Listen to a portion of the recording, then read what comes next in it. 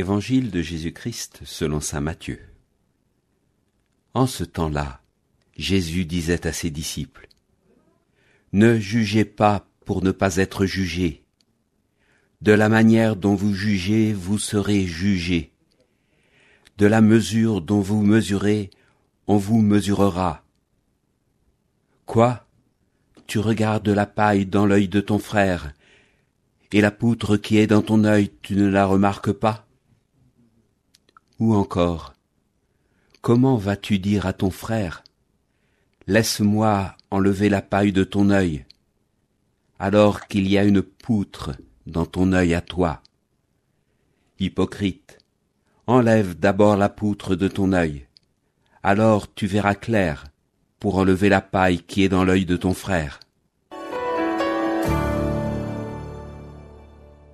La cohérence de la vie chrétienne implique une adéquation entre ce que nous désirons pour nous-mêmes à la lumière de Dieu et ce que nous faisons aux autres, que nous devons aussi mettre sous le regard de Dieu.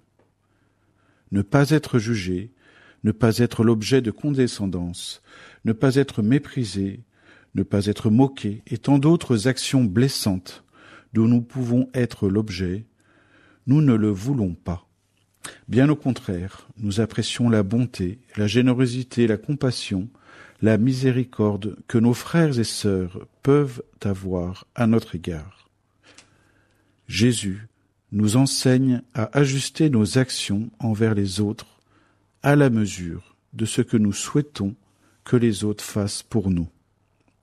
Et ceci, il nous le demande non pas comme des actions réalisées à la surface pour faire bonne figure, mais en vérité, avec une mesure débordante pour chaque action bonne dont nous sommes capables avec le soutien de sa grâce. La mesure de l'amour est l'amour sans mesure, nous dit saint Augustin. Cette citation peut nous aider à comprendre ce que le Christ attend de nous. Tendre à une charité toujours plus grande, et ceci est possible parce qu'il nous donne son amour pour aimer nos frères et sœurs. Mais trop souvent, nous nous obstinons dans un regard qui n'est pas celui du Christ pour nos frères et sœurs. Pour cela, Jésus prend l'image de la paille et de la poutre. En effet, la poutre qui nous empêche de voir en face et donc de marcher droit selon le commandement du Seigneur, nous contraint de regarder à côté pour critiquer ce que fait le voisin.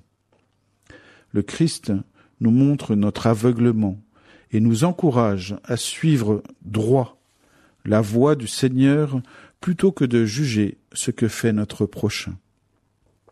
Plus encore, à la fin du texte, Jésus nous dit de prendre du temps pour voir le chemin du Seigneur, afin de marcher à sa suite, plutôt que de vouloir corriger sans cesse ce qui ne va pas chez nos frères.